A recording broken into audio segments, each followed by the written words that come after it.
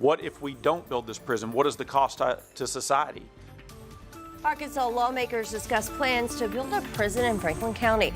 We'll have the latest on a bill that would set aside hundreds of millions for the project.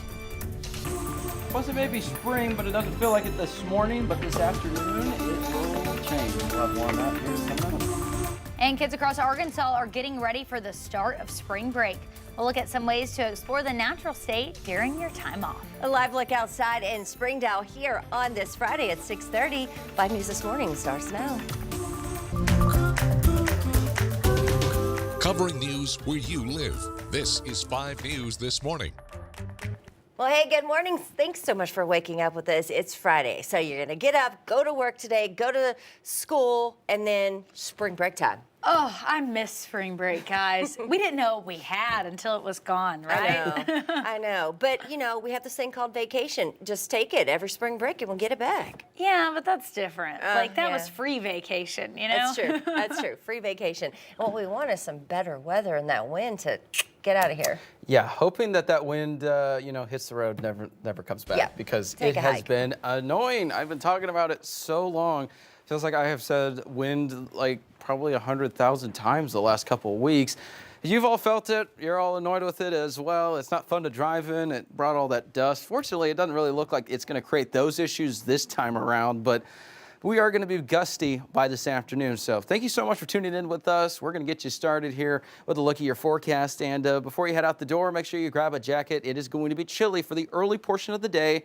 Not the afternoon, though. We're currently in the 30s and 40s for northwest Arkansas. Further south you get, it's going to be a little bit cooler with some 20s and 30s mixed in the River Valley. Winds out of the south are going to help us raise those temperatures by this afternoon. But it's calm now, but this afternoon, that's going to be a different story coming up. And by the time we get to around noon, those wind gusts could be kicking up to almost 40 miles an hour, especially in northwest Arkansas. So we're going to be keeping an eye on the breezy conditions. Nice warm up, but we also have the return of those winds, even some rain chances by this weekend.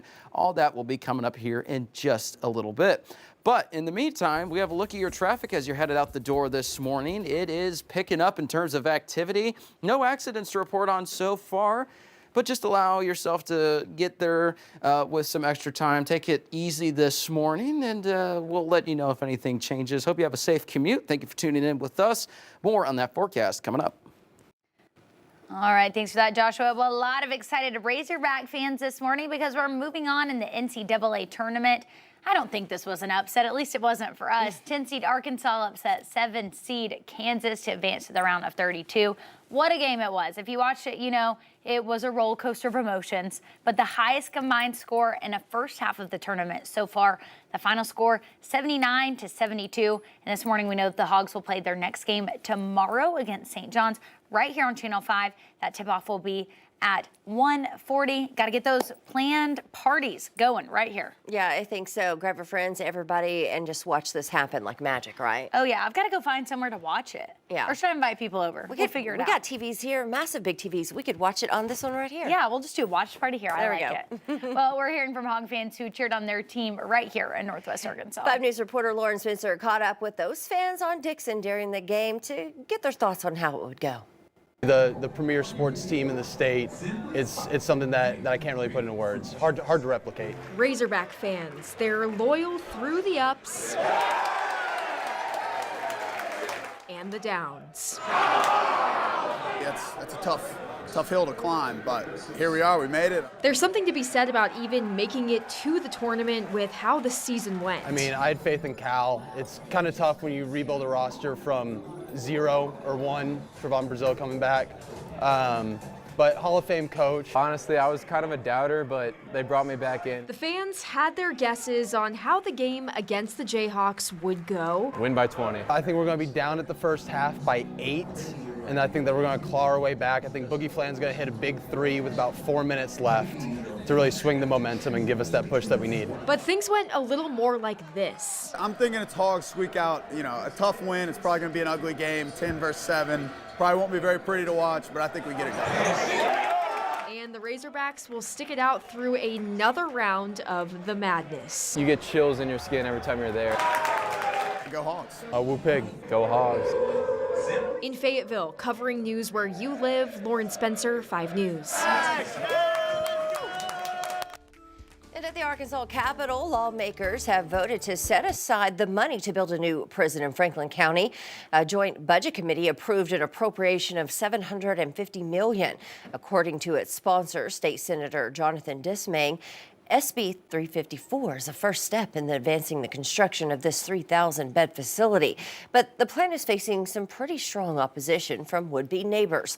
And some lawmakers say the amount of money won't be enough to build the prison.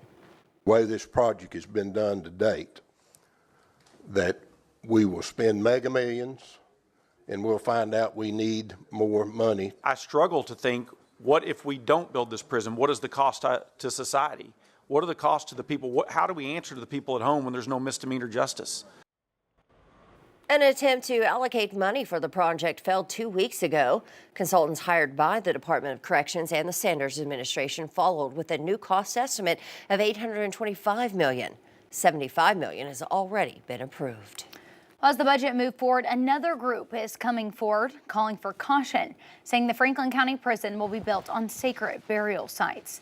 Chiefs Jimmy Kersh and Justin Flanagan of the Chickamauga Nation tell 5 News that they were originally granted land by Thomas Jefferson in the 1800s. Over the last 10 months, they have searched throughout the state for the burial sites of their ancestors with the help of an anthropologist. That's how they learned that the Franklin County Prison is set to be built on one of their sacred burial sites. We just hope that the governor will communicate with us about this particular site. These type of things need to be handled differently moving forward. The Chickamauga Nation say that they hope that the state will avoid areas where their ancestors are buried when building the prison. We did reach out to the Arkansas Department of Corrections, who sent us a statement saying, in part, the department has been mindful of concerns of a possible Native American gravesite. But right now, there's no evidence of a burial site that's been found. Well, meanwhile, Governor Sanders has signed dozens of bills into law as a mid-session break arrives. House Bill 1610 will be aimed at 2 Arkansas acts and clear up the rules for when a mother is in danger and an abortion is warranted. House Bill 1609 will increase the penalty for anyone who recruits a child into sex trafficking from places where they're at risk. And Senate Bill 304 is focused on voting. It will allow your vote to count if you move to a new county, as long as you get updated registration to your new clerk before polls close on Election Day. Well, amid the push to slash federal spending, President Donald Trump and Defense Secretary Pete Hegseth were set to meet at the White House today.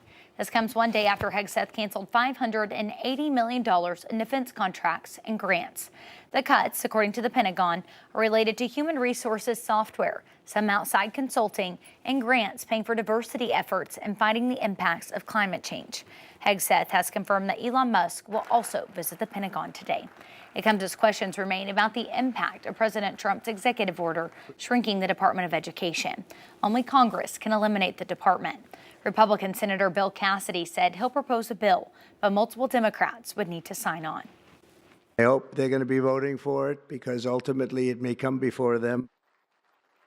President Trump said crucial programs like Pell Grants, funding for children from low-income families, and special education services would move to other federal agencies. Well, this morning, an update on the investigation of the collapse of the Francis Scott Key Bridge nearly a year ago in the Baltimore harbor. Last March, a cargo ship crashed into the bridge, which led to the death of 6 road workers and more than $100 million spent to reopen the port of Baltimore. In a press conference Thursday, the NTSB chairman says that they are urging the owners of dozens of bridges across 19 states to perform a vulnerability assessment of their risk after learning that Maryland was not prepared. Had they ran the calculation on the Francis Scott Key Bridge, the MDTA would have been aware that the bridge was almost 30 times greater than the risk threshold AASHTO sets for critical essential bridges. Earlier this year, Maryland leaders unveiled a new design for the Francis Scott Key Bridge.